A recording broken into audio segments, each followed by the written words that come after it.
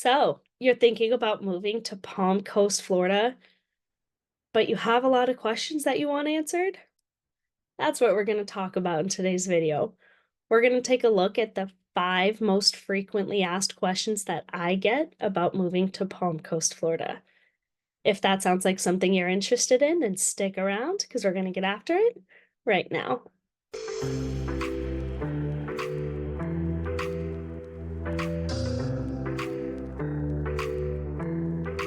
Hi, my name is Stephanie Schulis with Real Broker. Thanks so much for joining us today. If this is your first time to the channel, please make sure to tap that button below to subscribe, hit that bell for notifications so you can be the first to be notified every time we put out brand new content all about Palm Coast, Florida living and moving to Palm Coast, Florida and the surrounding areas. We get calls, texts, and emails from people just like you looking to make the move to Palm Coast every day, and we absolutely love it.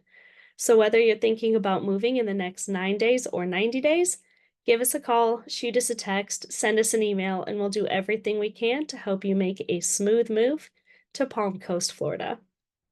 Today, I wanted to talk about the 5 most frequently asked questions I get about Palm Coast, Florida. The first one, where is it? It might seem silly, but I do need to point out that Palm Coast is not the same thing as Palm Beach. I do get people confusing those two quite a bit.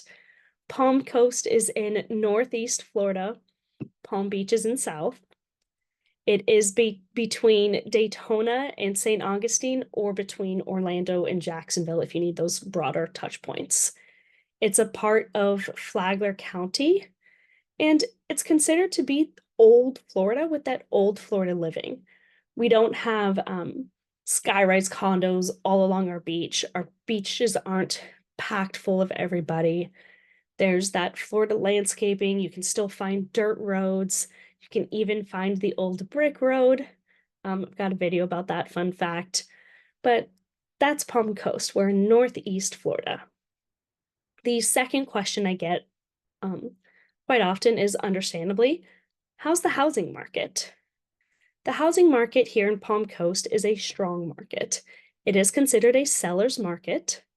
The average price point is $461,445. It takes 90 days or less to go under contract on a home, which, if you last bought or sold a home during the pandemic, where homes were going under contract within 24 hours, that may seem a little shocking.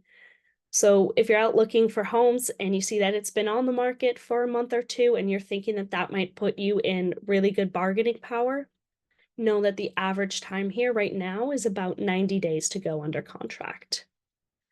Homes are going for 97% of asking.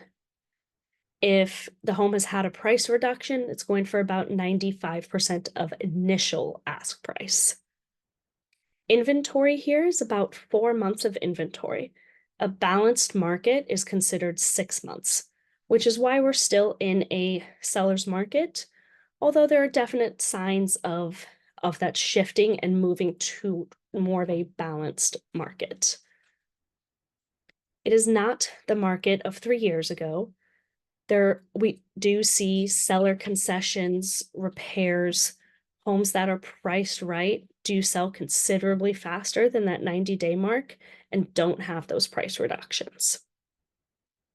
The third question I get a lot is, what is there to do there? Palm Coast is an outdoor lover's paradise. There's the nature and wildlife, there's the weather and the sun, there's fishing, boating, walking, biking, there's all kinds of small shops, there's art, there's restaurant. I've got a series of videos that talk about all of the different things to do here in Palm Coast. One of the misconceptions I hear from Palm Coast is regarding the beaches. There are a few different beaches here in Flagler County. The biggest one is obviously Flagler Beach, which is located within the city of Flagler Beach in Flagler County. Palm Coast City does not have any beaches. It's too inland. However, Palm Coast, the unincorporated bits of Palm Coast on the hammock, do have several different beach opportunities. The fourth most common question I get is, what's the deal with all the ordinances? And it's true. I've definitely heard Palm Coast being referred to as an HOA without the fee. There are definitely ordinances. Some of the more common ones are no overnight street parking, no work vehicles in your driveway. So, whether that means work trucks with the big ladder racks and gear racks, or branded vehicles can be displayed in your driveway. No trailers, no boats, no RVs in your driveway or visible on your property. There are workarounds to those, either if it's small enough, if your boat and trailer, for example, if it's small enough to fit in your garage, no problem. You can keep a boat on your property. If it's small enough that it doesn't appear above your fence, no problem. You can keep a boat on your property. If you can see it above your fence line, you can't do that, and you'll need to pay for storage. With regards to a work vehicle, if your work vehicle is branded with a magnet, no problem. You can take it off. If the branding's below a certain size, no problem. You can leave it on. If you have a work vehicle that does not fit in your driveway or in your garage, that has ladder racks on it, gear racks on it, or has branding that isn't removable, you will need to cover the vehicle every night, which can certainly be a hindrance, especially if it's wet in the morning and you have to go take it off. And the other option, of course, is to pay to park it in a storage facility or something like that. So those are some of the more inconvenient ordinances that kind of get the most attention in Palm Coast. But the other benefit of the ordinances is that it keeps the neighborhoods looking nice. You're not going to drive by a house in Palm Coast and see a house with 5 or 6 broken down, rusted cars in it. You're not going to see the house that, you deem the hoarder house or the Boo Radley house. All of the lawns are going to be well maintained. The neighborhoods are going to look well kept, well loved. And that's the upside of ordinances.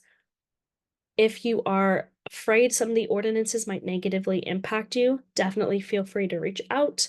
I'm happy to talk around workarounds for certain ordinances, happy to point you in the direction where you can find them and read the specific details on them, and happy to talk about areas outside of the city of Palm Coast, because it's the city of Palm Coast that has these ordinances. If you live in the unincorporated parts of Palm Coast, like the Hammock, you won't have those ordinances. So we can definitely kind of talk about those and strategize different options for you. The last question I get a lot is, what do I like about living here?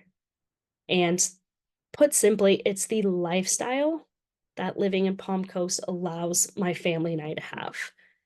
Whether it's being outside for the majority of the year and being active, being in the sunshine, going to the beach, fishing, boating, all of the walking and exploring, the wildlife. My 2-year-old can name so many different kinds of birds and animals and critters already, and it's because we get to be outside enjoying nature year round here in Palm Coast. I love that there's no state income taxes in Palm Coast. The veteran benefits here, both at a state level as well as local within the community, are fantastic. And I also have a really strong local connection here. My husband grew up here.